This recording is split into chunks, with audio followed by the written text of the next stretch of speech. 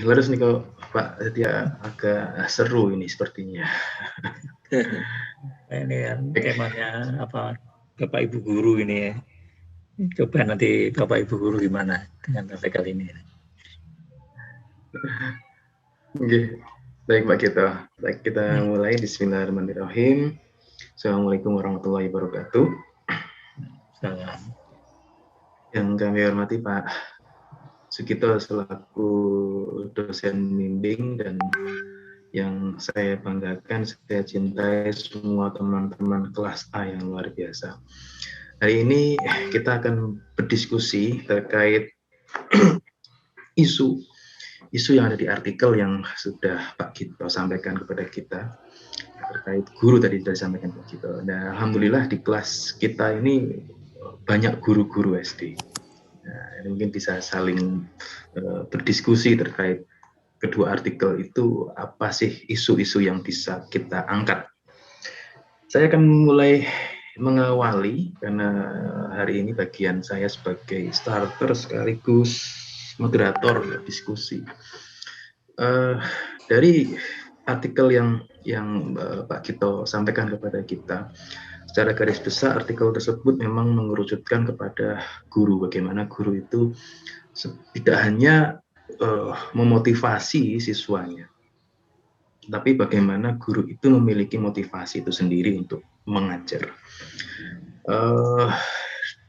Beberapa poin yang ingin saya sampaikan adalah terkait dengan istilah-istilah dulu dari awal.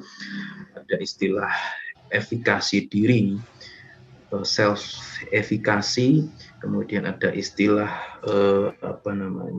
penghargaan pada diri sendiri, kemudian ada istilah interaksi interpersonal, ada istilah yang paling sering digunakan yaitu motivasi, ada istilah lagi kontrol, istilah kontrol. Nah, dari beberapa istilah tersebut, ketika kita tarik garis lurus, pada intinya kegiatan pembelajaran di kelas itu akan lebih lebih ideal jika guru itu bisa menumbuhkan motivasi yang sifatnya intrinsik pada siswanya. Melalui apa? Melalui menciptakan iklim pembelajaran. Menciptakan iklim pembelajaran atau lingkungan belajar di mana siswa itu memiliki semacam memiliki keterlibatan, memiliki kontrol. Jadi tidak hanya guru saja yang mengontrol jalannya kegiatan pembelajaran. Namun untuk menciptakan iklim kelas yang seperti itu, perlu adanya semacam kesadaran diri dari guru, ya, juga pola-pola komunikasi interpersonal atau hubungan interpersonal. Kalau saya ambil di sini ada beberapa pola-pola interpersonal dari guru, misalkan dilihat dari perilaku kepemimpinan di kelas. Yang memberikan kepemimpinan, yaitu salah satunya adalah menarik perhatian siswa. Ya, memimpin bukan berarti menyuruh-nyuruh, ya, tetapi bagaimana guru itu bisa memberikan siswa itu sebagai kontrol juga, tidak hanya dikontrol oleh guru. Ada juga interpersonal yang lain adalah membantu siswa bersikap ramah, kemudian memahami siswa, yaitu menunjukkan perhatian dan kepedulian dengan siswanya. Artinya ditarik garis adalah peka. Ya, bagaimana guru itu peka, perhatian kepada siswanya. Peka berarti tahu apa yang dibutuhkan oleh siswa. Ya. Kemudian juga tidak menunjukkan sikap yang ragu-ragu. Ya, ternyata poin-poin ini sepertinya kalau di tempat kami itu ada ketika instrumen penilaian UKIN PPG itu ada, ya, guru mempesona. Nah, bagaimana jadi guru yang mempesona itu ya. Salah satunya adalah memiliki kesadaran terkait motivasi internal. Ya. Guru harus memiliki motivasi internal terlebih dahulu sebelum memotivasi siswanya, sehingga terbentuklah iklim pembelajaran yang motivatif. Itu dari saya yang dapat saya sampaikan sebagai pengantar, sebagai pemantik yang nantinya akan kita diskusikan secara bersama-sama terkait kedua artikel tersebut. Baik, saya akan coba membuka diskusi. Silakan bagi teman-teman yang ingin menanggapi, merespon, dan seterusnya. Saya persilakan terlebih dahulu, monggo yang ingin duluan. Saya Mas Abdul. Tidak perlu saya tunjuk. Monggo. Saya Mas Abdul. Mas Rois, silakan Mas Rois. Baik, terima kasih Mas Abdul. Ini hal yang menarik ya, yang kita bahas. Karena sebetulnya walaupun tadi ada pengantar guru ya dari Pak Gito dan Mas Abdul, sebetulnya ini juga secara umum harus kita miliki sebagai seorang pendidik ya. Jadi yang berkaitan dengan motivasi tadi saya setuju yang disampaikan oleh Mas Abdul, bahwa sebelum kita memotivasi siswa kita itu harusnya kita sendiri yang termotivasi dulu gitu.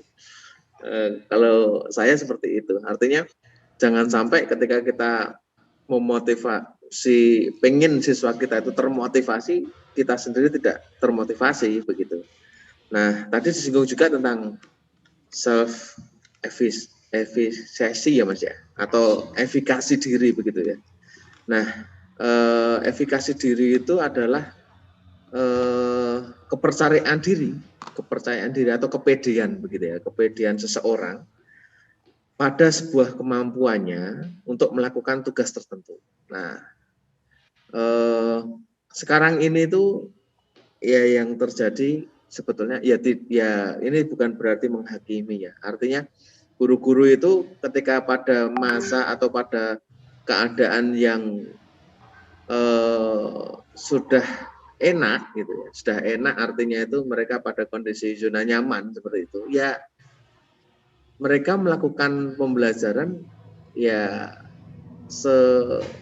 apa ya, ibaratnya mereka ya wis ngene wae ya gitu. Nah itu artinya unsur motivasi dari dalam diri guru tersebut itu juga harus selalu dikembangkan begitu. Itu yang pertama. Nah kemudian berkaitan dengan yang tadi disampaikan juga bahwa saya sependapat dengan artikel yang tadi disampaikan, sama ya dengan Mas Abdul ya, bahwa motivasi siswa di sekolah itu juga dipengaruhi oleh lingkungan belajar.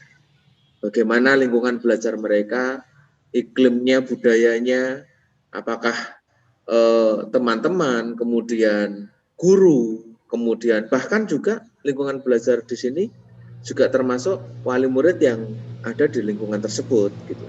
Karena sekarang ini giat ya tentang, misalkan kita ambil satu contoh tentang literasi. Bagaimana menggerakkan sebuah literasi dari semua komponen yang ada di sekolah, lingkungan belajar sekolah semua digerakkan. Nah, termasuk juga dengan motivasi ini. Motivasi ini pun juga akan sangat dipengaruhi oleh lingkungan belajar. Begitu. Nah, kemudian motivasi peserta didik itu akan berjalan baik ketika ruang kelas itu dapat memberikan efek pengembangan yang berpusat pada siswa. Nah, apa saja ini? Ya tentunya disesuaikan dengan karakteristik pembelajaran. Misalkan matematika, ada peraga ataupun ada alat-alat yang digunakan dalam pembelajaran seperti itu. Nah, kemudian di bagian rekomendasi, guru dan siswa itu hendaknya memiliki motivasi yang tinggi dalam pembelajaran agar dapat mencapai tujuan yang ingin dicapai dalam pembelajaran. Nah, ini ibaratnya kata kuncinya ya, kata kuncinya. Jika memiliki motivasi yang tinggi, tentunya tujuan yang ingin dicapai dalam proses pembelajaran itu akan mudah dicapai. Mungkin sebagai sambutan dari pemantik Mas Abdul, Saya kira ini dulu Mas Abduh, nanti mungkin bisa disambung oleh teman-teman yang lainnya untuk melengkapi dan menyampaikan pendapatnya. Matur nuwun Mas Abduh, waktu saya kembalikan dan mohon maaf. Oke, terima kasih. Terima kasih Pak yang terkait tadi menguatkan bagaimana ruang kelas itu harus berpusat, ya, didesain, dirancang bagaimana siswa itu sebagai pusat belajar, sebagai subjek bukan sebagai objek, ya. Baik, berikutnya silakan setelah Mas Rois, barangkali ada teman-teman yang ingin menanggapi, menyampaikan sesuatu, silakan. Ini sepertinya Mas Nesi dulu. Mbak Nesi. Oh ya, Mbak Nesi. Ya. Nesi, silakan Mbak Nesi. Terima kasih atas waktunya. Oke. Di dalam artikel, mohon maaf bisa didengar suara saya ya Mas ya? Bisa Mbak, bisa. Ya Mbak Nesi. Oke, terima kasih. Ya, di dalam artikel yang saya baca itu penelitian yang semacam ini itu pertama kali di Singapura, yang mana meneliti tentang lingkungan belajar, yaitu yang merujuk pada ruang kelas gitu ya. Ruang kelas tersebut itu memberikan kontribusi yang sangat urgen di dalam memodifikasi dan validasi silang kuesioner tentang interaksi guru. Nah, di sini penemuannya dalam penelitian ini itu memberikan saran bagaimana untuk dapat meningkatkan prestasi dan bagaimana seharusnya siswa itu bersikap. Nah, di antaranya dengan lebih menekankan aspek lingkungan belajar yang mana ini dapat berkolerasi yang sangat positif dengan hasil belajar siswa. Nah, seorang guru itu ketika proses belajar mengajar itu tidak sekedar hanya memberikan materi saja, tetapi ada proses, ada sebuah pengaturan lingkungan belajar begitu ya, yang mana nantinya dapat membuat siswa nyaman, di mana dan ketika siswa itu nyaman, siswa akan merasa senang dan dalam mengikuti proses pembelajaran gitu. Dengan pengaturan lingkungan belajar yang baik itu diharapkan siswa dapat berkembang kognitifnya secara optimal berdasarkan bakatnya, minatnya, dan potensi yang ada di diri siswa tersebut gitu. Jadi kesuksesan proses belajar mengajar itu salah satunya dipengaruhi oleh guru. Bagaimana kemampuan seorang guru itu tidak hanya sekedar memberikan materi saja yang tadi dibahas, tetapi juga harus bagaimana seorang guru itu pandai atau bagaimana guru tersebut mengatur lingkungan pembelajarannya, lingkungan belajarnya, yang dapat membuat siswa itu yang tadi yang nyaman, kemudian senang, dan dapat dengan mudah menangkap apa yang sudah dijelaskan oleh guru. Jadi siswa itu lebih ketika diberikan lingkungan yang nyaman, yang dijelaskan siswa itu diharapkan dapat siswa tersebut dengan mudah menangkap apa yang dijelaskan oleh guru. Nah, ketika siswa itu sudah mengikuti proses belajar dengan sangat optimal, tidak menutup kemungkinan siswa tersebut dapat meningkatkan hasil belajar siswa tersebut gitu. Jadi untuk pengaturan lingkungan belajar itu sangat diperlukan di dalam proses belajar mengajar. Mungkin begitu saja Mas Abdul. Terima kasih. Terima kasih Mbak Nesi atas penguatan terkait bagaimana iklim dan peran guru untuk menciptakan iklim pembelajaran yang motivatif tersebut. Baik, saya akan coba kepada Mas Ibda yang tadi sudah menyalakan mikrofon. Silakan Mas Ibda. Ya, open mic. Terima kasih Mas Abduh dan Pak Gito serta rekan-rekan sahabat-sahabat semua. Menarik artikel yang disampaikan Pak Gito. Mohon maaf, suara saya dengar ini? Dengar Mas. Dengar ya? Jelas. Oke, dua artikel ini setidaknya memberikan gambaran kepada kita tentang kondisi atau kemampuan ya guru baik batiniah maupun non batiniah ya, dohir batin seperti itu. Nah, di artikel yang kami review itu sebenarnya ada korelasi atau impact dari keterampilan atau kemampuan interpersonal guru di SD terhadap hasil belajar bahkan kondisi psikologi siswa. Nah, kalau kita berbicara tataran teoretis, memang hasil penelitian ini seperti itu. Tapi kalau kita kontekstualisasi dalam kehidupan sosial di SD sendiri, sebenarnya untuk menciptakan guru yang memiliki kemampuan atau keterampilan interpersonal baik itu tidak mudah sebenarnya. Karena latar belakang ini tentunya bisa kita lihat, seorang menjadi guru itu kan diawali dari niat ya. Meskipun S1-nya nyuwun sewu PGSD ataupun PGMI ataupun sarjana yang lain, tetapi kadang menjadi guru itu bukan pilihan. Karena nyuwun sewu tidak ada kerjaan lain dan tidak bisa lanjut studi S2, maka dia menjadi guru. Kadang seperti itu di temuan di beberapa teman-teman saya khususnya ya. Nah, namun juga banyak khususnya yang memang dari awal itu niat menjadi seorang pendidik. Maka ketika latar belakang ini kok dua hal yang berbeda, artinya ada niat dan dengan tidak ada niat karena kesempatan saja, tentunya akan membentuk pola kepribadian, self efikasi dan sebagainya ya. Khususnya saya menyoroti tidak hanya interpersonal tapi juga intrapersonal ini akan berbeda. Nah, maka jangan salahkan guru atau jangan salahkan kondisi belajar yang tidak humanis, kemudian guru itu hanya mengajar tanpa jiwa ya, karena jiwa guru itu lebih utama katanya, seperti itu. Nah, maka yang perlu dilakukan sebenarnya penguatan aspek pedagogik yang mengarah kepada ketulusan mengajar. Nah, terutama dalam aspek bahwa guru itu ya tidak hanya transfer ilmu ya, tapi bagaimana dia mengembangkan keteladanan. Nah, contoh ya, Ki Hajar Dewantara tentu sudah berpesan jauh-jauh hari sebelum era saat ini bahwa guru itu ya sebenarnya hakikatnya yang bisa digugu dan ditiru. Tentunya ini dalam konteks pembelajaran ya memiliki keterampilan interpersonal yang baik ya, yang memotivasi siswa, membuat siswa itu lebih semangat belajar, yang datang dari rumah sedih sampai sekolah itu karena mendesain kelasnya bagus menjadi gembira sehingga dia menemukan sosok orang tua yang bisa ngayomi dan sebagainya. Nah, saya kira ini menjadi hal menarik di pendidikan dasar dan tentunya self efikasi tentu sangat menentukan juga bagaimana keterampilannya untuk menghadapi problemnya sendiri dengan problem siswa itu juga persoalan yang tidak mudah. Bahkan saya sendiri kadang juga ketika banyak kerjaan itu ngajar keteteran seperti itu. Nah, artinya ini membutuhkan niat ya. Kalau saya menyoroti di sini beberapa keterampilan intrapersonal ya maupun interpersonal itu mengarahnya kepada sebuah jiwa yang itu menjadi pondasi ketika guru itu benar-benar menjadi pendidik. Karena terakhir ya menurut saya ketika guru itu belum selesai dengan dirinya sendiri, ketika dia mau mengajar itu pasti kacau. Saya yakin pasti berbeda dengan yang sudah selesai dengan dirinya sendiri. Maksudnya adalah yang sudah selesai dengan problemnya, problem rumah tangga, problem keuangan, problem sosial, problem politik dan sebagainya.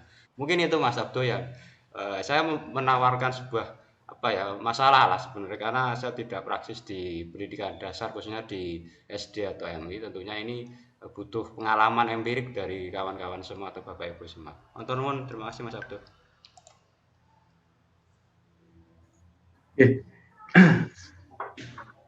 Matur nuwun Mas Ibda atas tambahan wawasan dan arahan.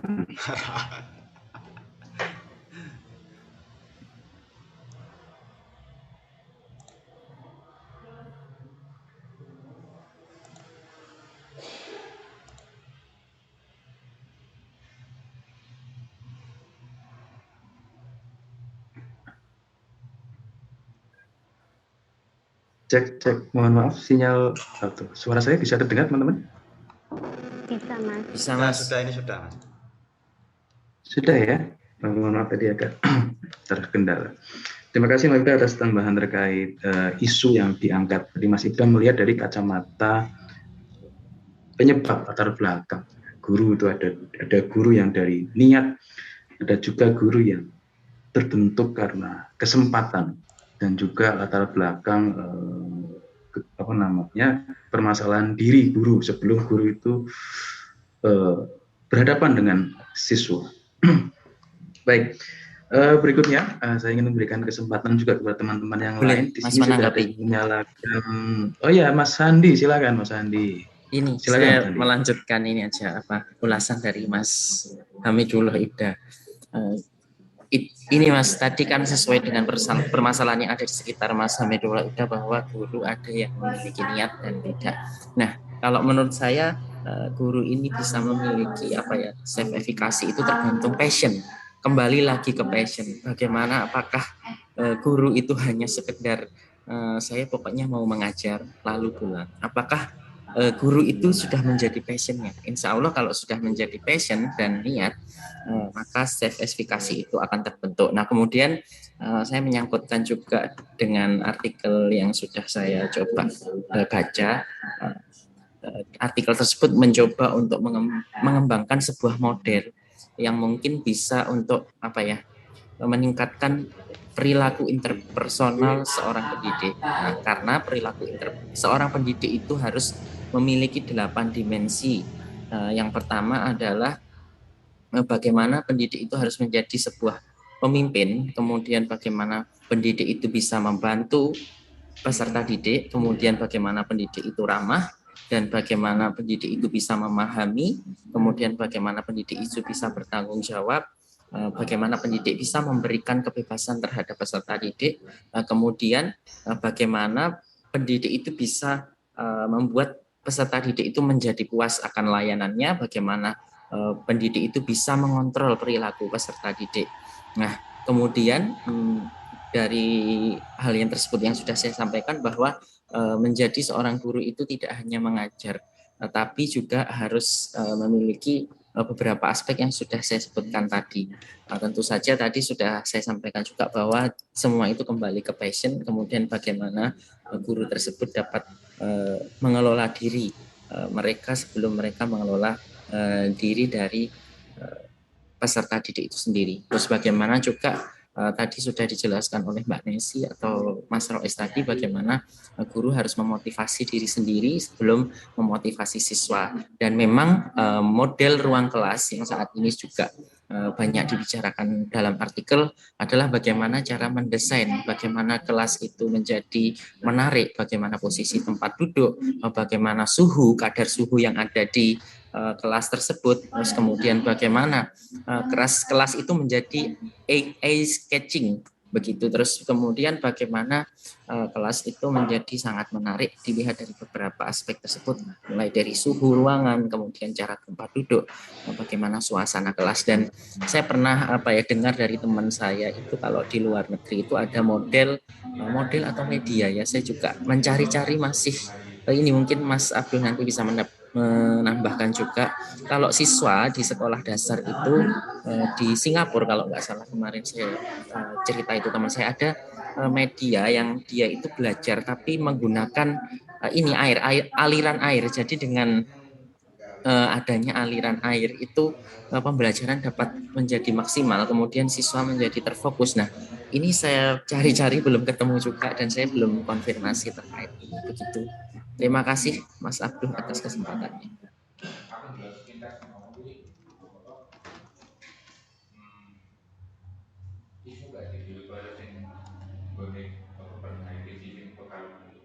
Halo, tes.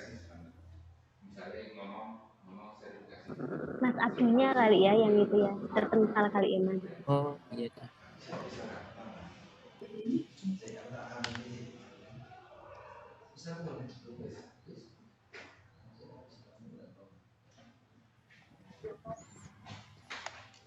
Ya, saya sambil menunggu Mas Abdul, saya coba merespon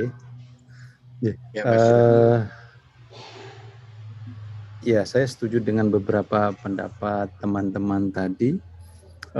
Guru bukan semata-mata pekerjaan ya. Guru harus memiliki jiwa, ada sikap progresif dan berkemajuan. Kalau dulu mungkin karena ada impres ya, kebijakan impres itu semua orang bisa menjadi guru. Mungkin itu yang salah satu yang menurunkan reputasi guru, bisa jadi ya. Nah, karena itu maka beberapa kebijakan yang terkait dengan guru seperti PPG itu ada kebijakan ujian yang namanya seleksi bakat minat kepribadian dan panggilan jiwa. Nah, karena untuk melihat bagaimana seorang itu memiliki kecenderungan, passion menjadi guru atau tidak. Nah, soal-soalnya modelnya multiple choice begitu dan dibuat oleh ahli psikologi. Nah, kemudian kalau kita melihat ada beberapa skema di artikel itu, ada yang disebut dengan kontrol guru dan kemudian ada juga dengan pemberdayaan siswa.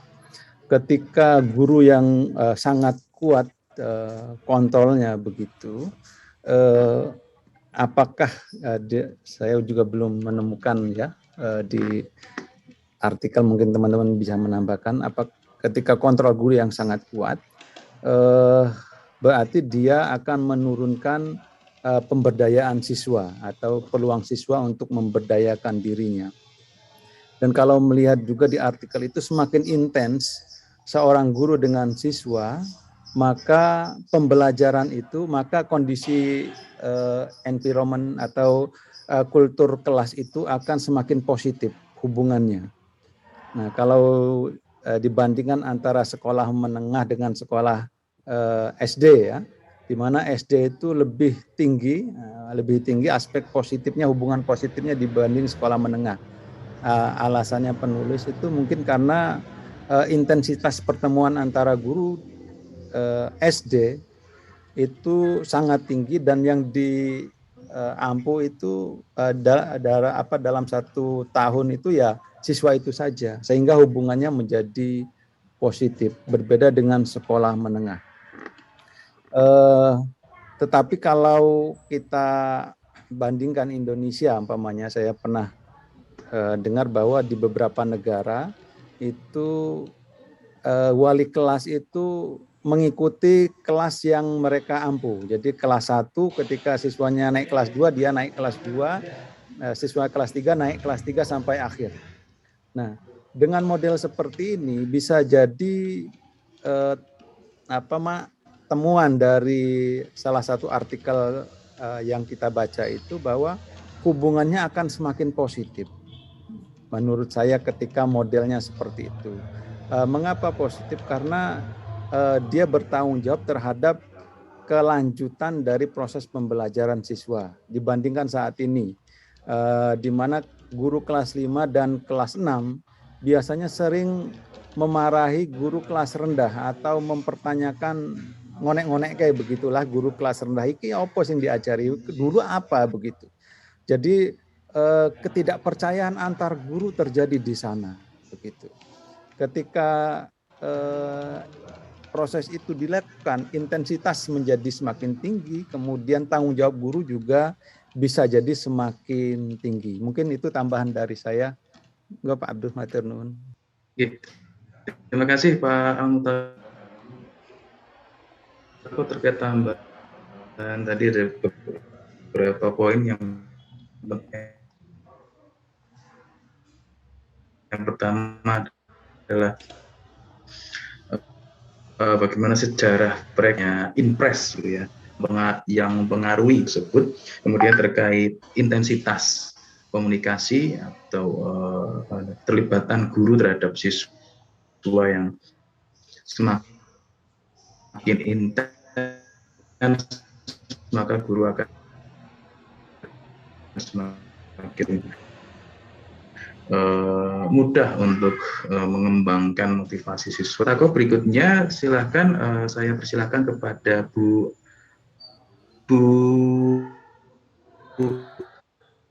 siapa ini yang ada di sini, Bu Suaranya Ani. putus-putus, Mas Abdul. Mulai dari praktisi ini, silakan Bu Ani. Cek. Terima kasih Mas Abdul. Ya, silakan Bu Ani. Terima kasih Mas Abdul atas kesempatan yang diberikan ya. Di sini saya sebagai praktisi guru SD ya. Selama ini menurut saya guru itu selain mendidik sebagai transfer knowledge ya, sebagai transfer ilmu, itu juga mendidik momong gitu ya kalau guru SD itu.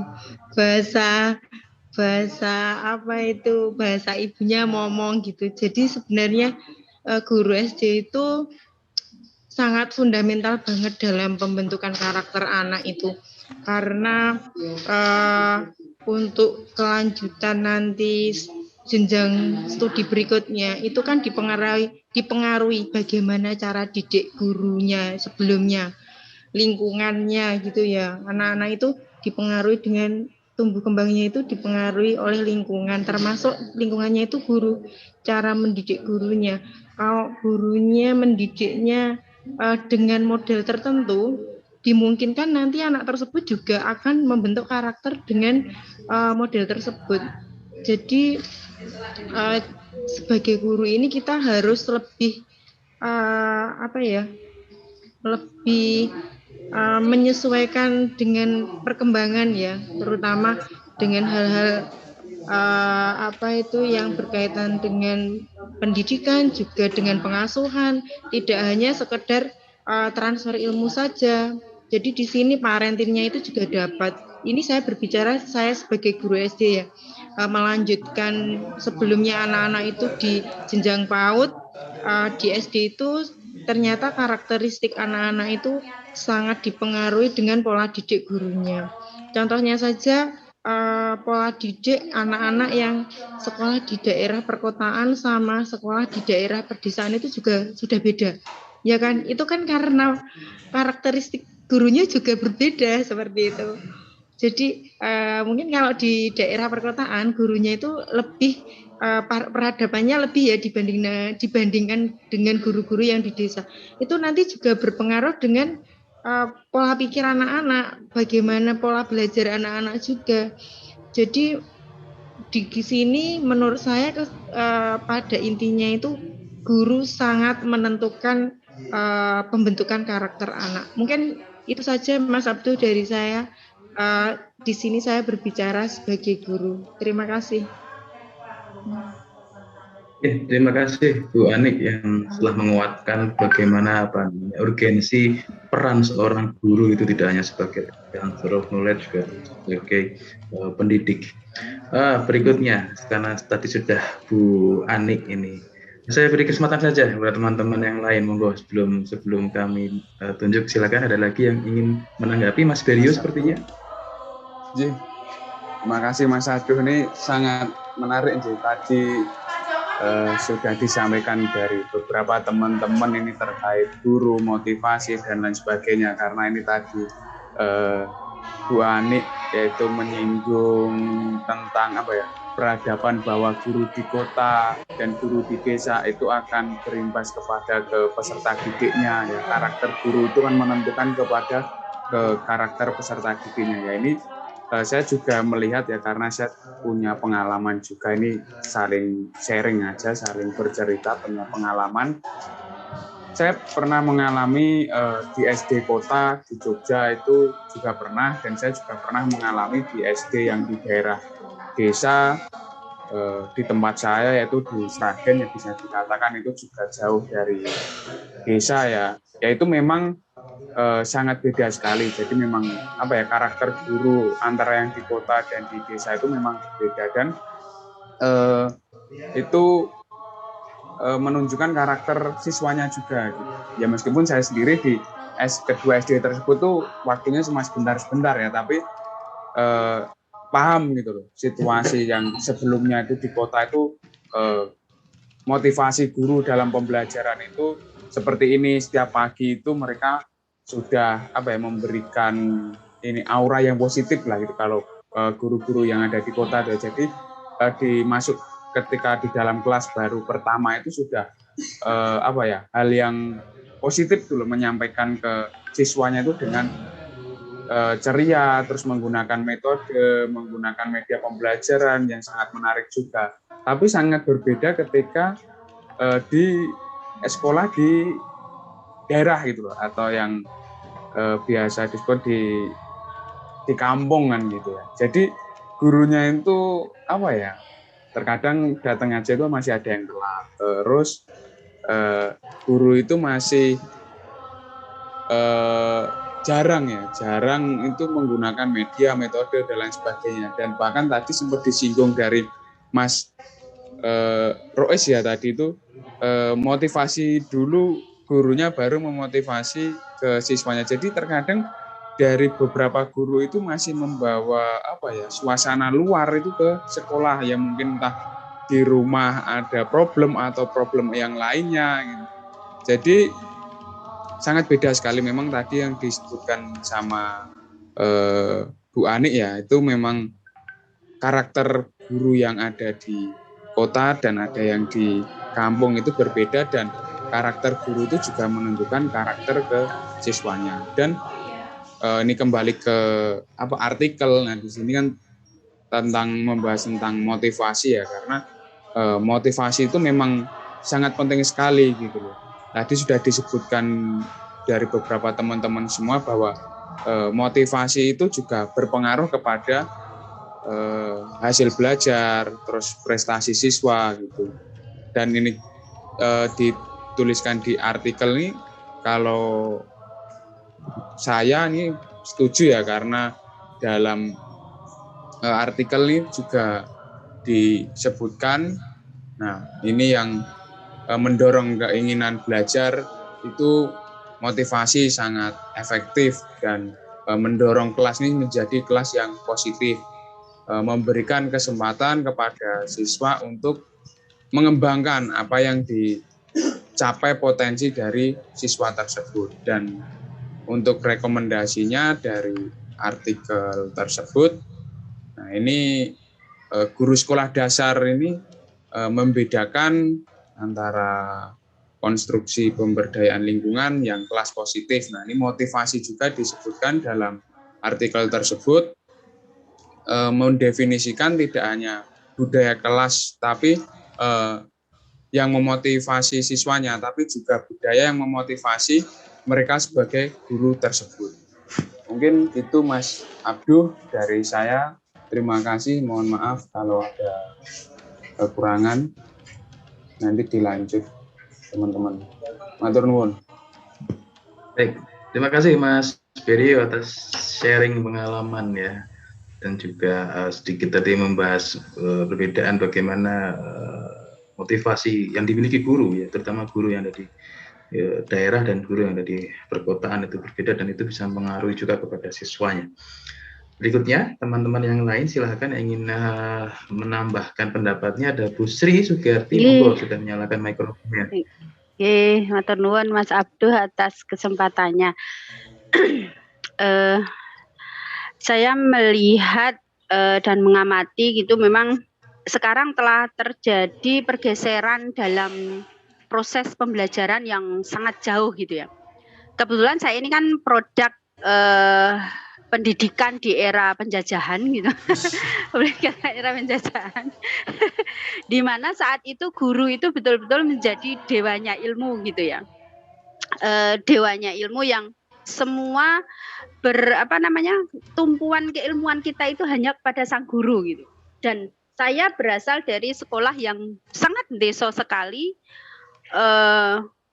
Saya masih ingat betul gitu ya, batas kelas saya dengan kelas lain itu, karena saya waktu itu masih berupa dinding yang bolong-bolong. Saya masih ingat betul itu. Di saat saya kelas 1, kelas 2 itu masih berupa dinding yang bolong-bolong, karena saya di kampung, sehingga saya tadi untuk ini nanti membandingkan gitu ya, betapa sekarang di zaman itu kami tidak mendapatkan pelayanan yang seperti apa yang digambarkan di sini, di mana siswa itu menjadi subjek dalam belajar, siswa harus dilayani, terus kemudian manajemen kelas yang sangat baik, kemudian guru yang sangat qualified. Kalau digambarkan di sini ini kan luar biasa gitu. Kalau sudah seperti itu kok siswanya nggak berhasil, ini yos memang nggak tahu lagi harus berbuat apa gitu. Tetapi bila dibandingkan ketika di kami yang saat itu kelasnya aja bolong-bolong gitu ya, karena kebetulan saya memang betul-betul dari kampung, dan gurunya itu guru ya yang yang ya apa adanya gitu ya, guru-guru sudah tua gitu ya, yang hanya pokoknya mengajar, menyampaikan materi sudah gitu ya, tidak ada membuka mindset, tidak ada membuka wawasan dan lain sebagainya, itu tidak ada. Jadi bisa digambarkan ya di sekolah zaman itu seperti apa. Tapi nyatanya di antara kami gitu ya, alumni ya, kakak kelas itu kebetulan ternyata bisa juga itu menjadi profesor gitu. Ya, ada teman-teman kakak kelas di SD dulu yang digambarkan SD seperti itu dengan model guru yang seperti itu, ternyata bisa juga sukses gitu. Artinya apa?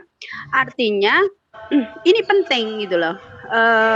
Guru yang memotivasi, lingkungan belajar yang berpusat pada siswa, kemudian sarana prasarana di dalam kelas yang pokoknya membangkitkan motivasi siswa untuk belajar itu penting. Tetapi ada yang lebih penting dari itu adalah self efficacy dari si siswa itu sendiri gitu. Karena kadang-kadang yang saya lihat gitu ya, dimanapun kita sekolah, dimanapun kita menuntut ilmu ya, apakah itu di kampung, apakah itu di kota, apakah di kampus yang tidak terkenal atau kan di kampus yang sangat terkenal, tetapi ketika self effikasinya rendah gitu ya, itu juga produknya juga, alumninya juga tidak akan qualified gitu. Jadi ada yang lebih penting dari itu adalah kepercayaan diri dari si anak itu untuk bisa sukses. Nah, jadi lingkungan yang baik di kelas, kemudian guru yang seperti digambarkan tadi itu hanya bagian yang salah satu bagian gitu. Tetapi ada bagian-bagian lain yang lebih besar yang membuat si siswa itu bisa berhasil gitu. Nah, itu saya pikir itu tidak boleh dilupakan ketika kita sudah menyediakan semua fasilitas, sudah menyediakan semua kemampuan yang baik dari para guru yang qualified.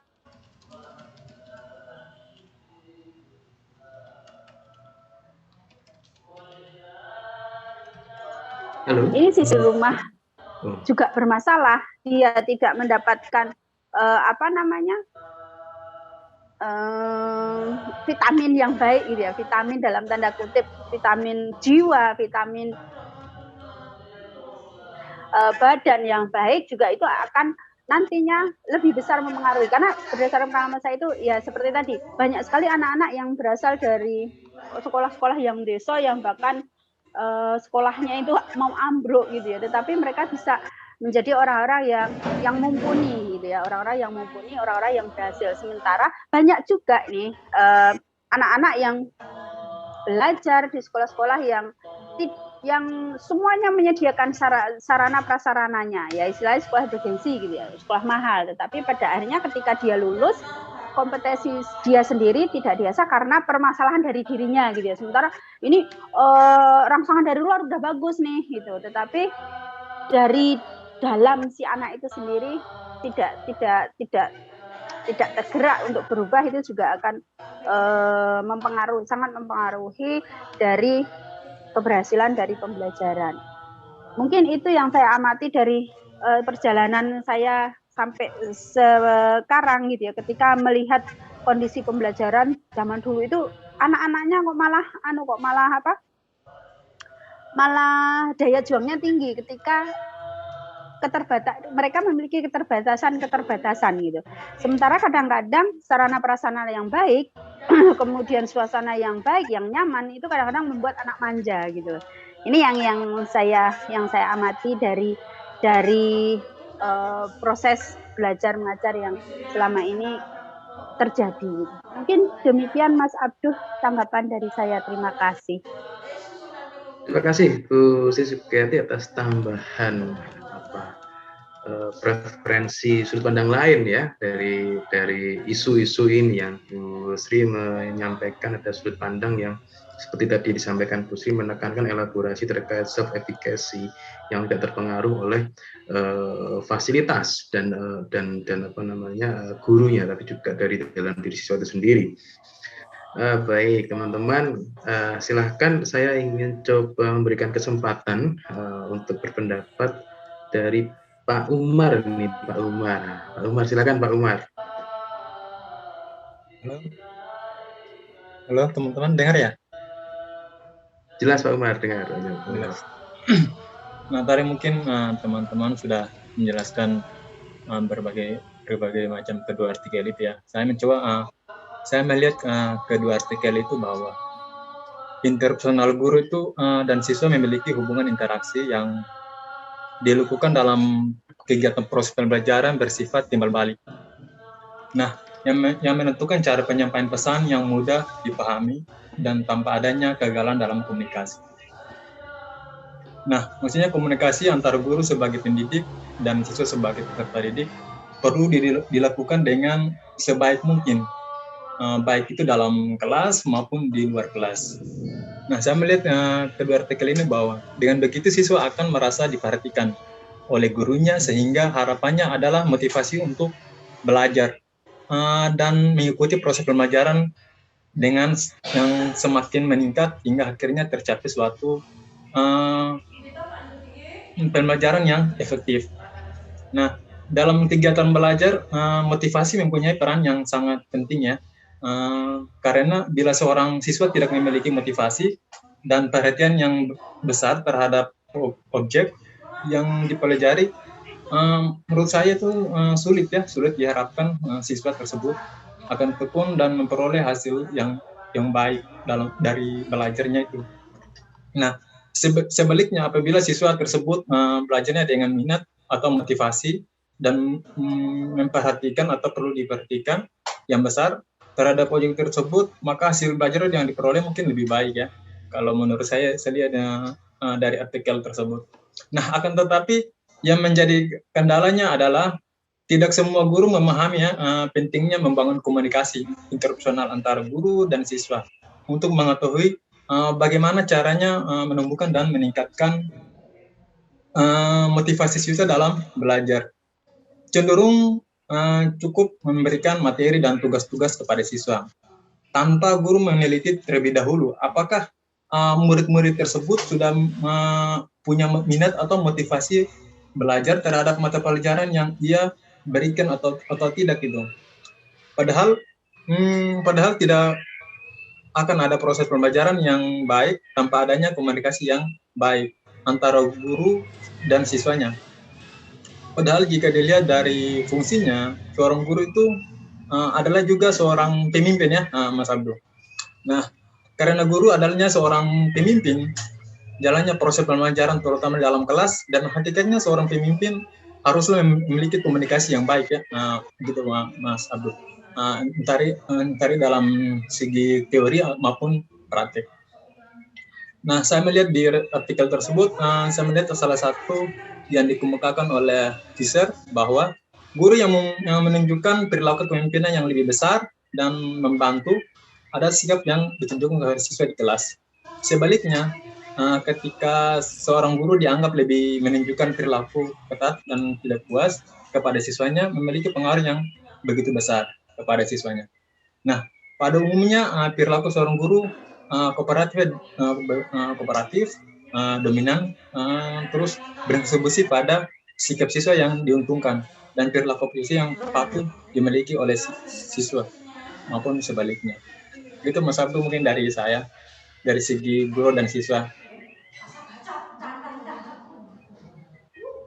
Terima kasih Pak Umar atas tambahan terkait bagaimana urgensi peran interpersonal guru. Ya, berikutnya saya ingin coba mendengarkan pendapat dari seorang guru. Seorang guru tadi sudah coba Mbak Prabandari coba. Di Jogja dengan kota ini gimana coba ya, atau seperti apa? Oke, terima kasih Mas Abdul untuk kesempatannya. Sudah banyak ya yang dijelaskan sama teman-teman, guru itu seperti apa saja yang ideal atau yang menarik. Di sini guru adalah merupakan profesi yang objek kerjanya adalah manusia ataupun proses sosial, di mana kecerdasan dari interpersona guru adalah kemampuan untuk mengelola proses sosial itu. Jadi pada prinsipnya kecerdasan interpersona itu digunakan guru untuk melakukan pekerjaannya, bukan hanya kecerdasan keilmuan secara pedagogik saja. Di sini kecerdasan interpersona, guru harus memiliki yaitu kemampuan berkomunikasi, kemampuan mendengarkan, kemudian kemampuan bertanya, sikap dan tingkah laku guru, kemudian kemampuan guru dalam mengatasi masalah, serta karisma guru yang menjadi kesan bagi siswanya. Di sini kemampuan komunikasi itu bukan hanya sekedar pandai berbicara atau banyak hal yang dibicarakan, namun pembicaraan guru itu harus menyejukkan dan mencerahkan. Jadi itu bisa bermanfaat dan terjalin suasana yang menyenangkan, dan komunikasinya itu pun harus diperhatikan, bukan hanya komunikasi verbal namun juga perlu dengan bukti, bukan hanya komunikasi verbal. Kemudian guru harus mempunyai kemampuan mendengarkan siswa, yaitu kemampuan mendengarkan, memahami siswa itu mempengaruhi terjalin hubungan baik seorang guru, sehingga guru dapat mendengarkan setiap keluhan-keluhan siswa, guru dapat mengetahui permasalahan apa saja yang dihadapi siswa, sehingga dapat dicarikan solusi dari permasalahan tersebut. Kemudian guru juga harus mempunyai kemampuan bertanya. Di sini kemampuan bertanyanya adalah kemampuan guru agar suasana kelas itu menjadi lebih hidup, sehingga pertanyaan-pertanyaan dari lontaran guru itu membangkitkan minat dan merangsang otak agar siswa mau berpikir dan mencari kaitan-kaitan ilmu pengetahuan sehingga mereka mampu menjawabnya. Kemudian guru juga harus mempunyai sikap dan tingkah laku yang perlu dicontoh oleh siswanya. Jadi guru tidak dibenarkan memposisikan dirinya pada kedudukan yang lebih tinggi, namun di sini proses pendidikan tidak akan berhasil dengan tidak adanya pembiasaan tingkah laku yang baik dari seorang guru. Jadi bukan kewibawaan yang membuat seorang siswa itu menghormati dan mematuhi guru, namun dilihat dari perilaku yang baik yang dicontohkan oleh guru. Kemudian guru juga harus mempunyai kemampuan mengatasi masalah, yaitu guru harus mampu menyelesaikan masalah yang dihadapi siswa dan memberikan tawaran-tawaran solusi serta mengambil keputusan secara bijaksana dan menyelesaikan suatu masalah yang berkaitan dengan siswa. Kemudian yang terakhir yaitu guru harus mempunyai karisma. Ya, seorang guru harus memiliki karisma yang memperlihatkan kemampuan memimpin yang terdapat di dalam kelas sehingga membangkitkan rasa kagum terhadap siswa, sehingga guru terlihat sebagai panutan dan contoh yang perlu dilihat oleh siswanya. Mungkin itu interpersona atau kemampuan-kemampuan guru yang harus dimiliki guru untuk idealnya. Terima kasih Mas Abdul. Baik, terima kasih Mbak Prabendari terkait penekanan kepada teladan daripada wibawa ya. Seorang guru sebaiknya bisa menjadi teladan ya bagi siswa-siswanya. Berikutnya saya ingin coba memberikan kesempatan waktu untuk Pak Wahdan. Coba Pak Wahdan. Monggo Pak Wahdan. Dari sisi akademisi. Ya, matur nuwun. Ya, kalau bicara guru itu seringkali guru hanya menjadi objek penderita ya. Mau ada pergantian kurikulum ya yang karena kesalahan guru setelah kurikulumnya baru nanti disalahkan lagi ya, karena gurunya belum paham ini jadi belum jalan dengan baik gitu. Ya. Memang posisi sentral guru ya dalam pendidikan itu ya harus menerima konsekuensi-konsekuensi seperti itu dan itu semua kita ambil aja sebagai bagian dari lecutan untuk meningkatkan kualitas guru. Baik, saya kira tadi sudah banyak ya disampaikan oleh teman-teman bagaimana peran penting guru dalam meningkatkan motivasi khususnya. dalam pembelajaran maupun kepada siswa secara individual. Nah, kalau berbicara motivasi itu memang agak susah ya, karena itu hal yang abstrak sekali dan banyak variabel yang bisa mempengaruhi motivasi seseorang. Tapi bagi seorang guru, bagaimana meningkatkan motivasi peserta didik di dalam kelas itu sudah banyak hasil-hasil penelitian yang kemudian bisa kita gunakan ya. Misalnya tadi sudah disampaikan oleh Mbak Prabandari, kemudian juga tadi ada Bu Ani ya, sudah menyampaikan cara-caranya, termasuk dengan Pak Al-Muntaqo tadi sudah menyampaikan bagaimana hubungan ya, dialog yang hangat antara guru dan murid di dalam pembelajaran itu bisa dilakukan, sehingga harapannya kelas kita itu menjadi kelas yang penuh motivasi dan bergairah gitu ya, bukan kelas yang abai atau malah kelas yang merusak gitu. Mungkin tadi juga sudah disinggung oleh Mas Ida ya, bahwa sebelum guru berupaya untuk memotivasi muridnya ya, maka perlu menyelesaikan masalah dirinya sendiri. Artinya guru secara individu maupun secara kolektif itu memang perlu meningkatkan motivasi dirinya. Nah, baik itu self efficacy ataupun self regulation, atau bahkan sebelum itu perlu self esteemnya harus dibangun dulu ya.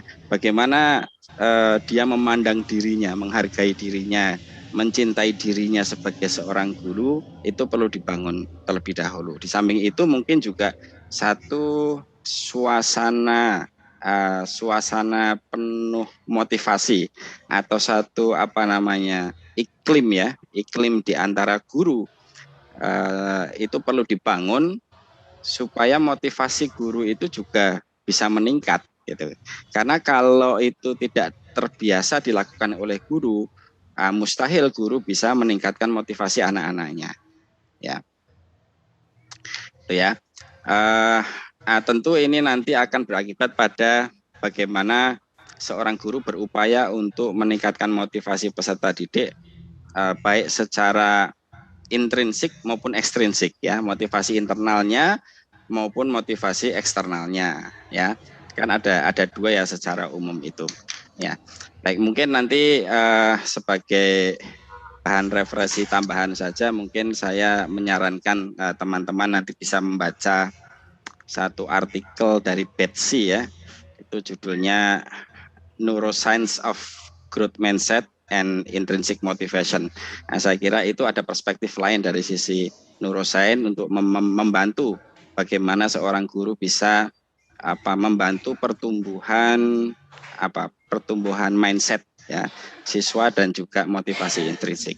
Saya kira itu Pak Abduh, terima kasih. Terima kasih Pak Wadan atas tambahan terkait self esteem dan pembangunan iklim yang di antara guru ya, iklim kerja ya di antara guru, supaya guru-guru ini bisa termotivasi untuk bekerja lebih baik. Oke, berikutnya ini sudah jam 12. Apakah masih bisa teruskan Pak Gito? Bagaimana Pak Gito sebaiknya? Masihkah bisa ada diskusi atau kita sudahi diskusinya Pak Gito? Ditawarkan aja. Oke. Bagi kemarin yang kita ngutang belum menyampaikan pendapat, kasihan. Oh iya betul. Kemarin masih ada yang belum. Minggu lalu ya, teman-teman yang belum punya kesempatan mendapatkan kesempatan untuk berpendapat, silahkan kami beri waktu. Minggu lalu siapa ya kira-kira yang belum berpendapat ini? Mbak Indri sudah minggu lalu, Mbak Indri. Sampun Mas. Sudah. Mas Derio. Kemarin Mas Derio Mbak Vera. sama Mbak Mbak Vera. Oh iya ya. Minggu lalu Mas Derio itu sudah hadir. Silakan Mbak Vera, Cobi Mbak Vera, monggo. Nggih, beberapa yang ingin saya sampaikan sudah banyak yang teman-teman sudah sampaikan.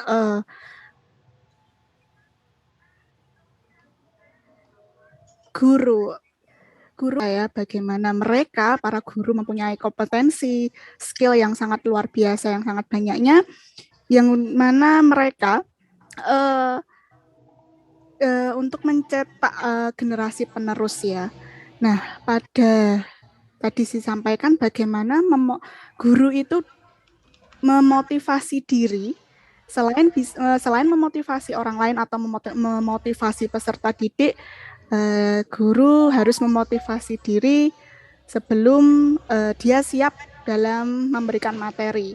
Misal saja ya, dalam segi psikis mungkin di luar sekolah, di luar pembelajaran, gurunya ada masalah, jangan menjadikan sasaran murid atau sasaran di sekolah di bawah. Nah, seperti itu. Itu juga harus perlu diperhatikan atau juga perlu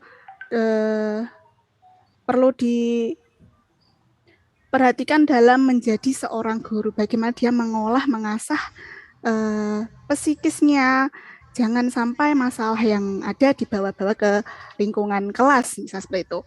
Nah, di mana lingkungan belajar siswa, lingkungan belajar pada sekolah itu merupakan kondisi yang sangat berpengaruh dalam tingkah laku subjek di kelas. Itu ada guru dan siswa. Nah, bagaimana seorang guru menciptakan suasana kelas itu tadi menjadikan agar siswa tidak bosan, tidak jenuh,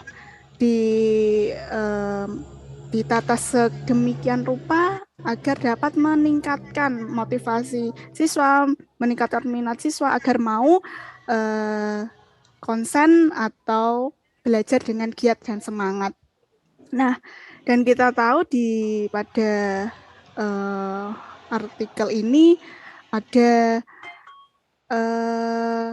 bagaimana meningkatkan definisi dan diferensiasi dari lingkungan kelas, di mana lingkungan kelas diketahui sangat berpengaruh ya, yang tadi saya sudah katakan bagaimana tadi dari kebersihannya maupun itu juga di sekolah-sekolah lingkungan kelas, baik di sekolah yang masih di desa atau yang maupun di perkotaan. Nah, jadi bagaimana guru harus mengeksplor itu tadi, bagaimana mengelaborasi dirinya. Dan misalnya dia mungkin sekolah memang dari lulusan PGSD di universitas atau di kampus yang memang elit begitu ya, dia menjadi guru di sekolah yang terpencil misalnya di desa. Nah, itu juga dia harus dapat bagaimana mengeksplor dirinya. Oh, di sekolah ini perlunya pertambahan apa yang memang jangan sampai siswa itu tertinggal. Jadi harus bisa pendidikan semoga bisa disamaratakan begitu. Begitu Mas Abduh pendapat dari saya.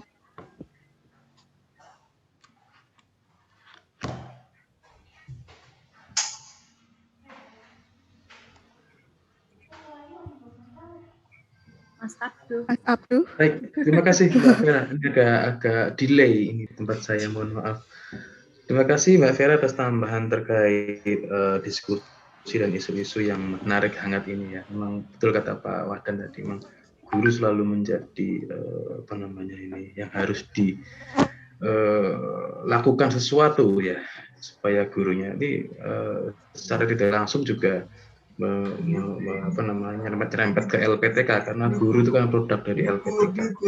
Berikutnya Mbak Hesti ini sudah raise hand ini, silahkan Mbak Hesti.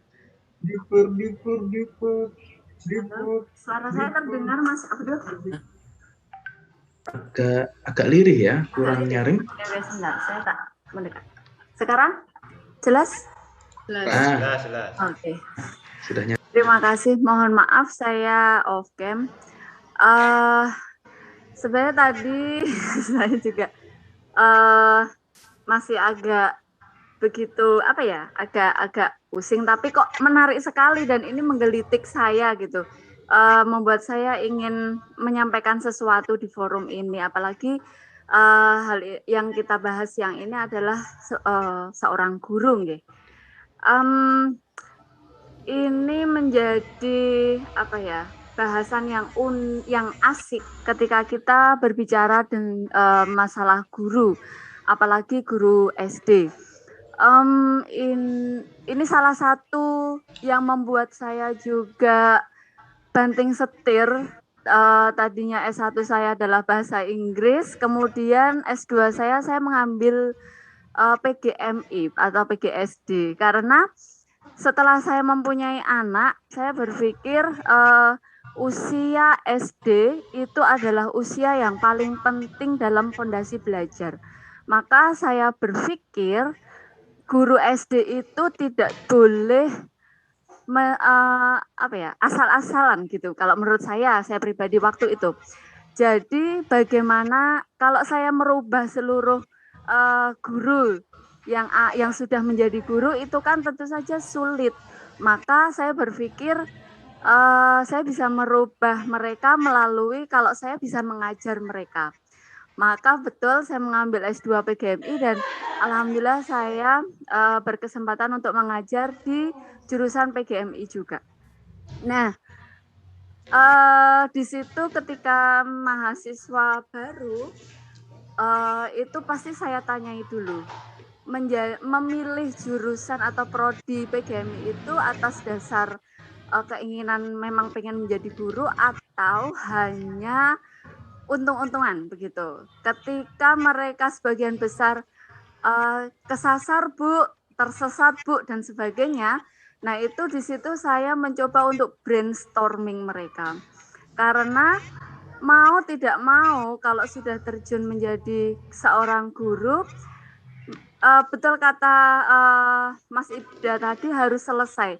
Dan selesainya itu bukan permasalahan selesainya itu saya rasa bukan pada waktu sudah menjadi profesi guru atau sudah berprofesi menjadi guru. Tapi sebelum itu ketika sedang menempuh pendidikan guru itu mereka harus selesai. Dan disitulah saya mulai pencucian otak. Pencucian otak, jadi saya masuki istilahnya growth mindset. Ya, mindset atau keyakinan bahwa menjadi guru itu harus bisa menjadi guru yang extraordinary atau guru yang tidak biasa, bukan luar biasa ya sebenarnya. Guru yang tidak biasa. Tidak biasa itu berarti dia harus mau keluar dari kotak atau out of the box gitu. Apapun kondisinya, misalnya di sekolah pedesaan yang kurang sarana prasarananya, muridnya itu datang dari golongan keluarga yang menengah ke bawah, itu kalau gurunya punya mindset yang tidak biasa, maka guru bisa membuat outcome siswa itu menjadi bagus. Nah, karena kalau kita berharap murid SD bisa berpikir punya motivasi tinggi, itu kalau bukan dari gurunya saya rasa itu tidak mungkin. Karena anak SD itu belum bisa berpikir dia harus bisa menumbuhkan motivasi seperti anak-anak yang umurnya sudah lebih ya, mungkin SMP atau SMA. Tapi kalau anak SD pasti motivasinya itu harus dibangun oleh gurunya. Nah, terkait dengan dua artikel ini, yang pertama tadi lingkungan belajar, saya ada rekomendasi buku milik Munif Khotib, yaitu Kelasnya Manusia. Nah, di situ bagaimana seorang guru bisa mendesain kelasnya, entah itu kelas yang sudah lux dengan sarana prasarana bagus, atau kelas yang istilahnya dari sekolah pinggiran yang tidak mempunyai sarana prasarana yang memadai. Nah, di situ ada cara bagaimana men-setting kelas yang bisa mendukung lingkungan belajar siswa. Nah, untuk yang berkaitan dengan artikel kedua, itu saya juga merekomendasikan untuk membaca bukunya Monif Khotib juga, karena itu series gitu ya, dari pertama sekolahnya manusia, kemudian gurunya manusia, orang tuanya manusia, kemudian kelasnya manusia. Nah, di situ insya Allah kalau ketika saya membaca itu akhirnya saya bisa terbuka. Oh, ternyata menjadi guru itu bukan hanya hadir ke dalam kelas, bisa mengajar dengan metode-metode yang menarik atau istilahnya apa ya? Tidak sebatas itu saja, tapi bagaimana bisa menjadi guru yang asik gitu menurut saya.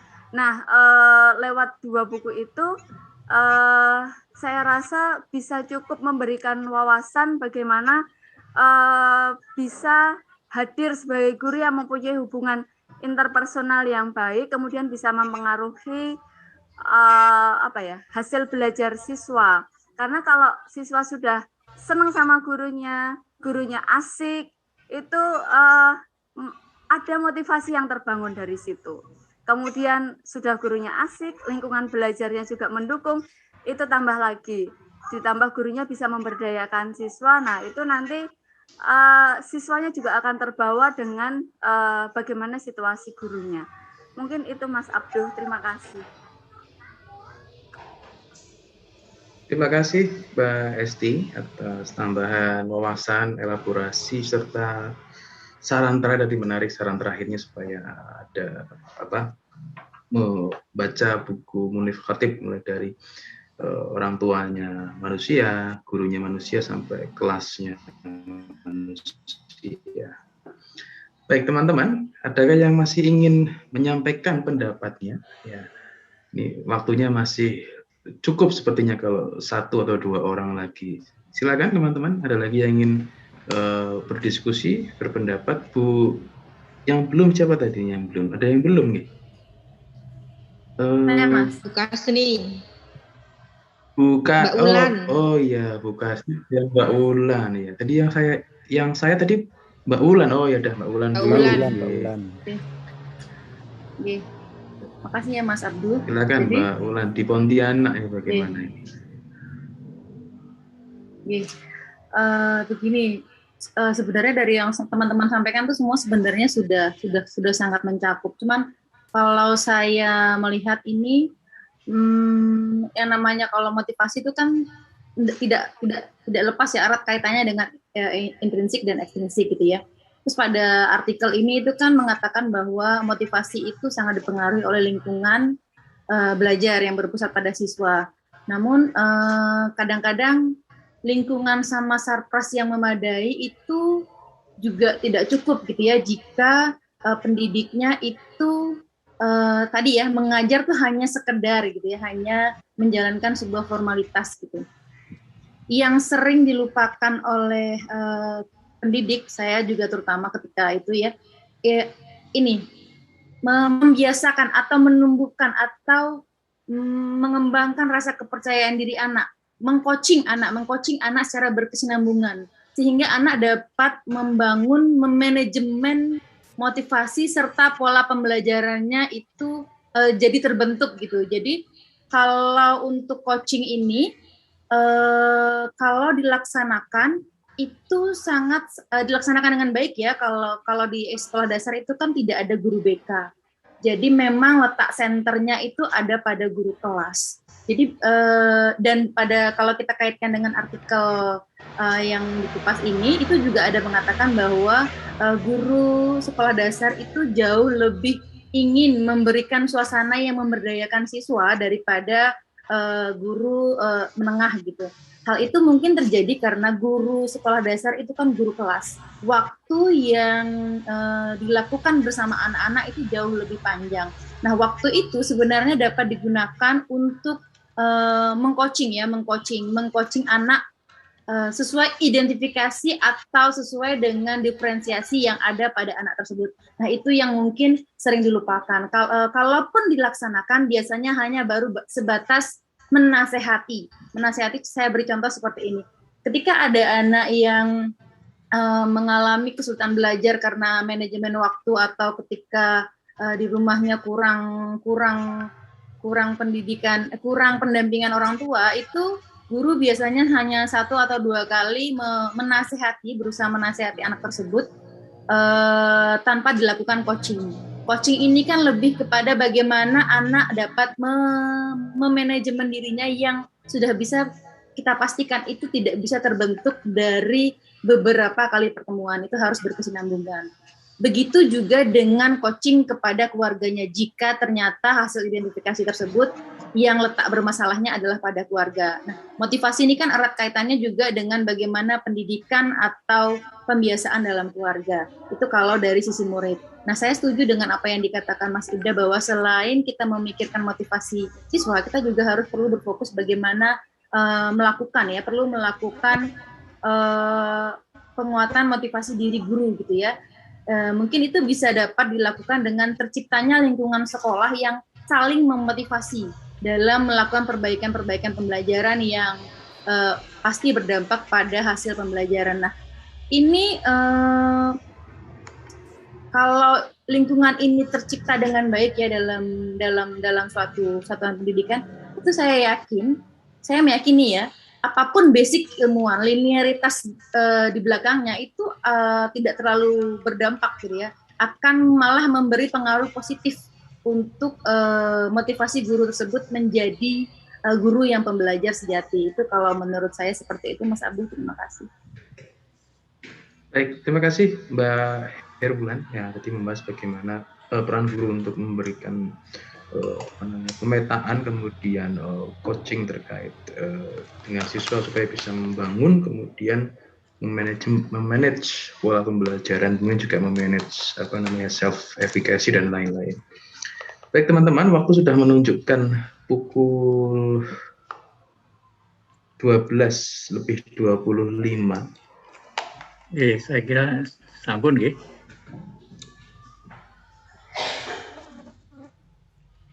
Saya kira sampun ya. Saya lihat teman-teman sudah kelihatan kelelahan. Oke Pak Gito, ini sudah. Oke Pak. Gitu.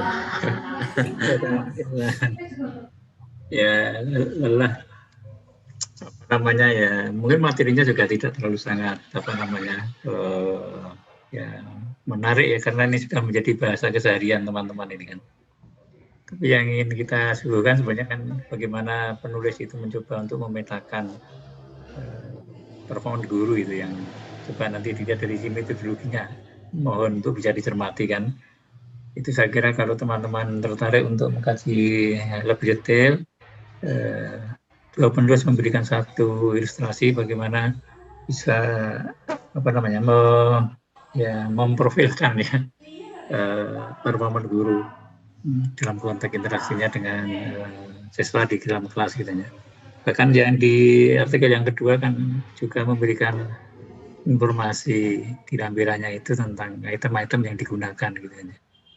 Saya kira itu juga bisa menjadi rujukan ya. Sebenarnya yang ini kita tekankan di situ bagaimana kita bisa memotret perilaku guru gitu ya. Oke. Dan yang kedua yang coba kita angkat adalah sesuatu yang kadang kala itu terabaikan gitu kan. Sesuatu yang neglected gitu kan. Rasanya kita guru lebih fokus pada metodologi pembelajaran, penguasaan materi, tapi ada sesuatu yang di luar itu yang sebetulnya akan mewarnai bagaimana proses itu terjadi. Kalau teman-teman tadi ada beberapa yang menyampaikan sebenarnya itu sangat terkait dengan mindset guru, belief guru gitu kan ya, itu tidak salah gitu ya. Artinya memang keberadaan guru di kelas itu sangat dipengaruhi dan ditentukan oleh mindset yang ada pada diri guru gitu. Maka terkait dengan artikel yang kemarin kan kita akan mengarah kepada proses penguasaan materi atau mau mengarah pada proses, gitu kan? Nah itu juga ada di dalam mindset guru, gitu. Itu akan mempengaruhi bagaimana proses interaksi itu akan terjadi. yang kalau kita lihat sebenarnya tidak hanya sebatas pada environment di dalam classroom loh ya. Karena sebetulnya proses interaksi itu tidak hanya terjadi di dalam classroom, akan tapi di luar kelas pun itu sangat memberikan kontribusi terhadap ya dinamika proses belajar anak, dinamika motivasi belajar anak. Karena sesuatu yang itu kan berkaitan dengan human relation, ya. Berkaitan dengan relasi antara individu sebetulnya, bukan sebatas pada relasi antara anak dengan guru atau murid dengan guru, tetapi sebagai satu relasi antara individu manusia. Tadi ada saran, saya belum baca kalau itu bukunya itu ya, dengar pengarangnya pun baru sekarang gitu kan ya, yang mencoba untuk mengangkat bagaimana relasi guru itu sebenarnya terbangun atas dasar relasi human itu. Nah, itu terjadi tidak hanya di dalam kelas, akan tapi juga di luar kelas gitu. Sehingga interaksi itu menjadi alamiah, terjadi melalui interaksi keseharian, melalui informal learning itu. Ya, yang hilang di dalam konteks interaksi dalam kelas adalah yang informal itu. Nah, itu yang menyebabkan sesuatu yang human itu menjadi tidak muncul, gitu. Karena proses pembelajaran yang ada atau interaksi yang ada di dalam kelas itu, jadi gini, begitu interaksi itu dibawa ke dalam kelas, itu kadang-kadang akan tergoda pada satu relasi yang sifatnya kontraktual. Saya guru, kamu murid, kan gitu kan. Jadi relasinya atas kontrak tugas-tugas yang harus dilakukan oleh seorang guru sebagai bagian dari komponen dalam sekolah itu. Ya, kalau dari interaksi yang sifatnya personal lalu masuk ke kelas menjadi relasi yang sifatnya kontraktual, maka hal-hal yang tadi didiskusikan itu menjadi hilang gitu. Karena mindset guru akan terpengaruh gitu kan. Tetapi kalau itu mengejawantah dalam seluruh aktivitas keseharian, entah itu di dalam kelas, entah itu di luar kelas, maka apa yang tadi disampaikan oleh teman-teman dalam berbagai versinya itu akan bisa muncul. Jadi kadang-kadang ikatan-ikatan, jadi titik berangkat ikatan itu terjadi, itu akan mempengaruhi bagaimana relasi itu akan berkembang gitu. Begitu kita berangkat dari satu titik kontraktual, akan berbeda perwujudan interaksinya kalau kita berangkat dari titik hubungan-hubungan yang sifatnya personal. Barangkali itu yang menjadi hal yang penting kita sadari. Sebagaimana ilustrasi di artikel yang pertama kalau tidak salah, ada perbedaan interrelasi personal antara guru di SD dengan yang ada di SMP kan, secondary school kalau tidak salah ya. Ya, kalau di sekolah dasar ya saya memaknainya dari apa yang saya sampaikan tadi itu lebih sifatnya kontraktual kan. Yang dulu pernah mungkin di pertemuan keberapa itu saya singgung sedikit itu mengenai hubungan-hubungan kontraktual yang sapaan-sapaannya itu pun menjadi kering gitu kan ya. Jadi menyapa karena atas dasar kontraktual dengan menyapa karena hubungan personal itu berbeda. Saya kira teman-teman juga merasakan bagaimana dampak sapaan-sapaan yang kontraktual dan sapaan-sapaan yang sifatnya personal. Sama-sama mengatakan itu aja kalau kontraktual berbeda dengan yang personal. Nah itu yang saya kira sentuhan-sentuhan personal itu menjadi yang akan membangun berbagai aspek-aspek psikologisnya, termasuk diantaranya adalah motivasi, lalu self-efficacy, itu juga akan terbangun dari situ ya. Bukan dari, mohon maaf ya, hubungan-hubungan yang disetting begitu rupa sehingga semuanya menjadi artificial. Jadi kalau sudah tersetting secara kontraktual itu semuanya artificial ya. Dan semua yang artificial itu tidak akan berbekas dari sisi internalnya gitu ya. Nah itu yang mungkin ingin saya tekankan di situ gitu ya. Dua hal itu. Yang pertama tadi terkait dengan bagaimana relasi itu bisa dibangun secara personal, dan yang kedua dari sisi metode penelitian yang digunakan dua peneliti itu yang saya kira menjadi penting untuk kita perhatikan. Bagi yang tertarik untuk itu, monggo silakan untuk bisa dieksplorasi lebih jauh dari referensi yang dirujuk gitu ya. Mungkin itu bukan pengantar, bukan menambah, akan tapi ya sebatas komen saja gitu. Karena ini sudah dunianya teman-teman semuanya. Lalu yang terkait dengan draft, ya monggo silakan untuk bisa direnungkan, karena ini bukan sebatas untuk menggugurkan kewajiban, gitu. Saya berharap itu memang yang ditulis itu memang sesuatu yang ingin ditulis, gitu ya. Bukan sesuatu yang karena tugas saja gitu ya. Oleh karena itu memang perlu satu tahapan perenungan ya, kontemplasi itu menjadi penting. Apa yang menjadi concern, menjadi interest, lalu ditimbang-timbang, kemudian ya dicoba untuk direfleksikan mana yang akan ditulis gitu. Sehingga butuh waktu untuk itu ya, monggo silakan kalau mau di extend, tidak hanya sampai jam 12.00 tadi malam, dan tidak hanya sampai jam 12.00 hari Senin, gitu. Monggo silakan extend sampai hari Kamis berikutnya, monggo silakan gitu. Supaya ada waktu perenungan.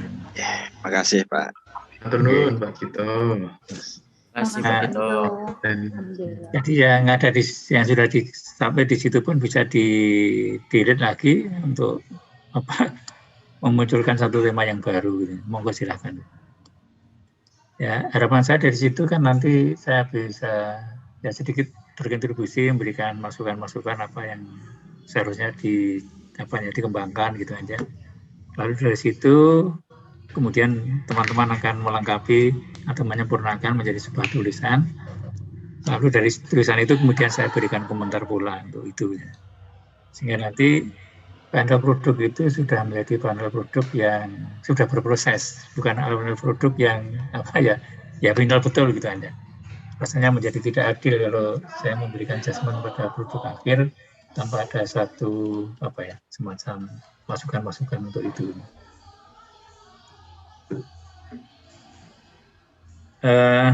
Terkait dengan itu gini, teman-teman semuanya, pada saat nanti akan memberikan satu analisis, dari mulai sekarang sudah semacam ditentukanlah paradigma mana yang akan digunakan.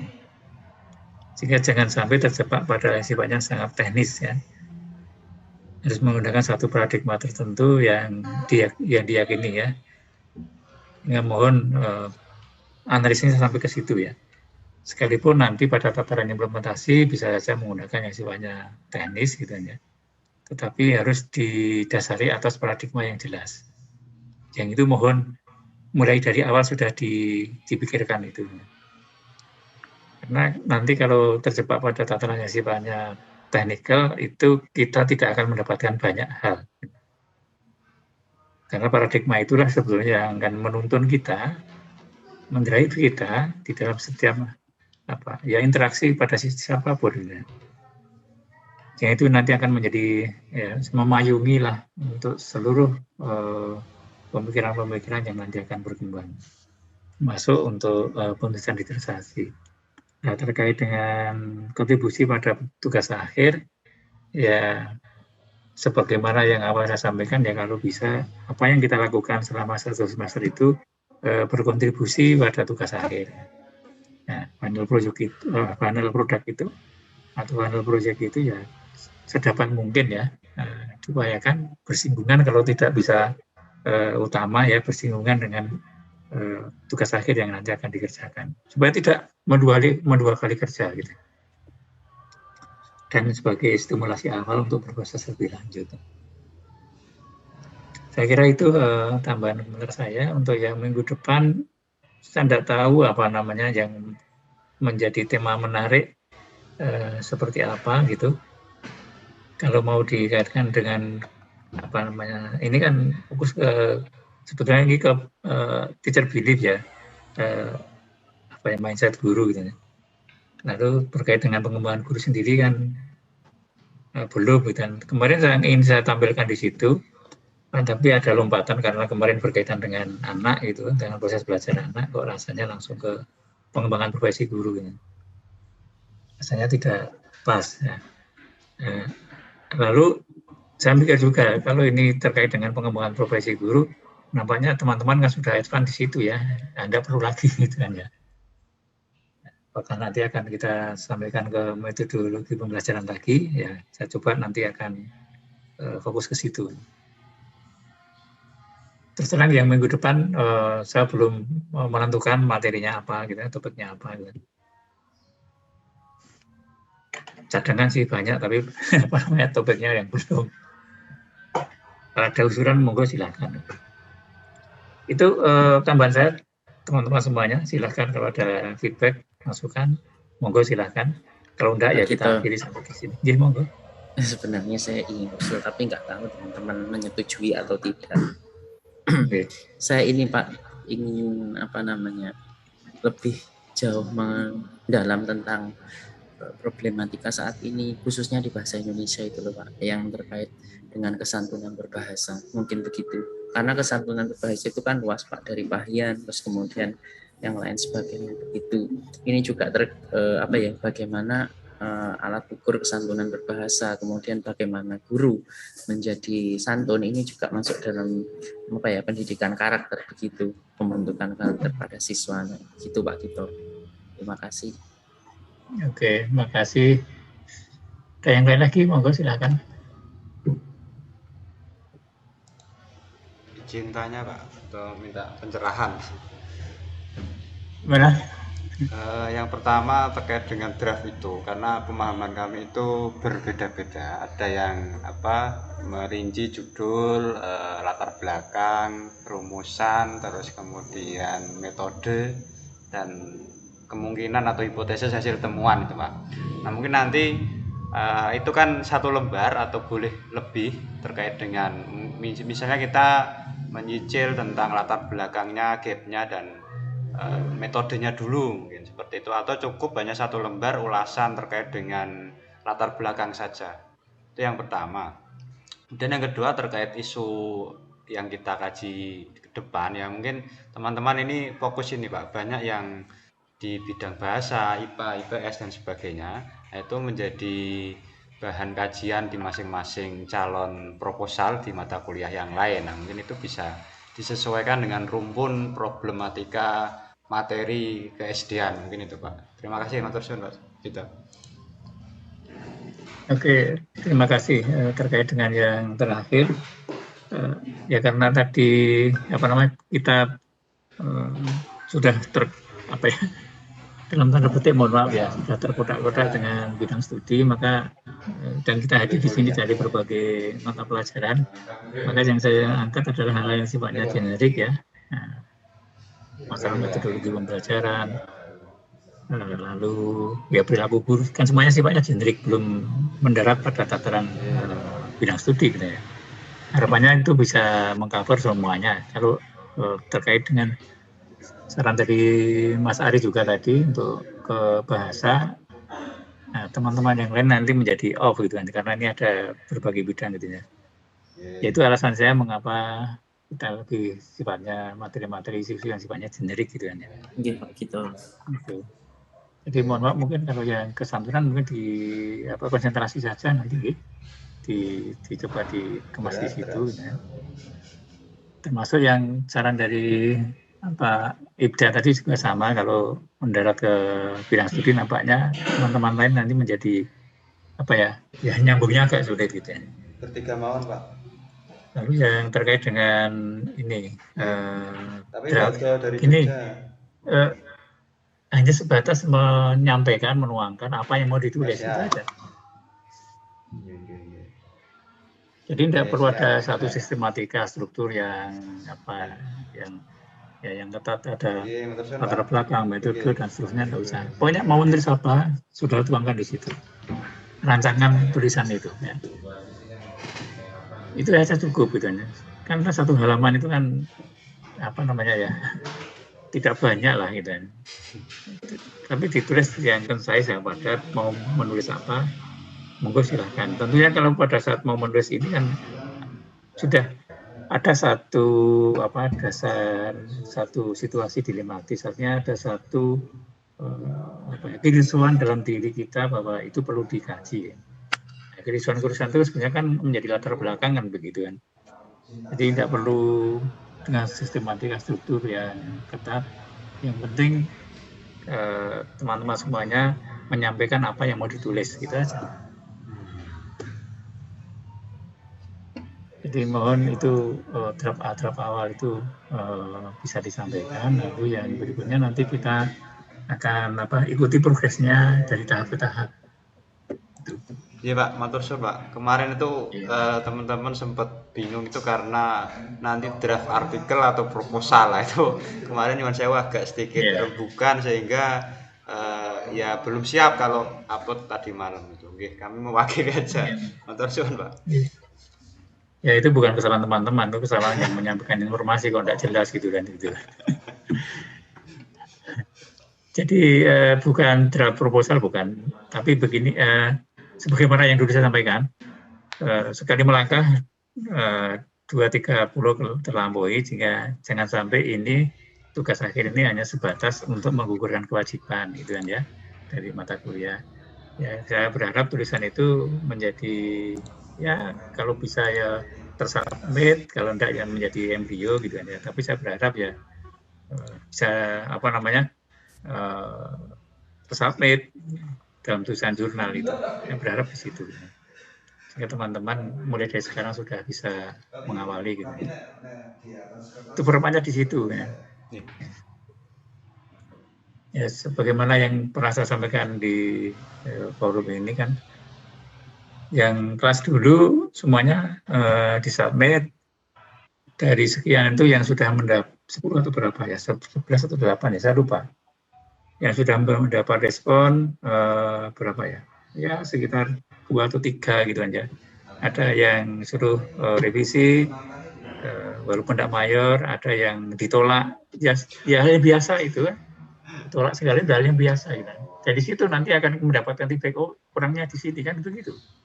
Tanpa ada feedback dari orang lain kita menjadi merasa ya kita tidak ada progres di situ. Toh kita waktu submit juga tidak bayar ya. Anything loss gitu kan ya. Biasa-biasa saja. Gitu kan. Bayar itu kalau nanti sudah diminta terbit gitu ya. Ya, itu baru beberapa diantaranya PAC-nya ya juga tinggi gitu ya. Kemarin ada mahasiswa nyampaikan ke saya berapa ya 9 juta atau 10 juta gitu sekitar itulah apa PAC-nya gitu ya. Walaupun jurnal itu nggak mengatakan itu sebagai biaya publikasi tapi sebagai processing gitu ya. Tapi kan itu urusan kemudian, tapi yang penting adalah bisa sampai tahapan itu. Bisa diterima aja itu bersyukur Pak. Banyak ditolaknya. Sudah pernah saya banyak ditolaknya daripada diterima. Waktu ditolak itu kan ada selebrasi juga kan. Wah ini kurangnya di sini. Jadi nothing tulus lah katakanlah begitu kalau kita itu biasa saja itu. Dan feedback gitu ya. Sementara gitu dulu, silakan nanti kita extend sampai minggu depan, gitu. Iya Pak. Pak, matur nuwun Pak. Oke, sampai-sampai saya kira akhirnya sampai di sini mohon, gitu. Iya. Iya, Pak. Terima kasih.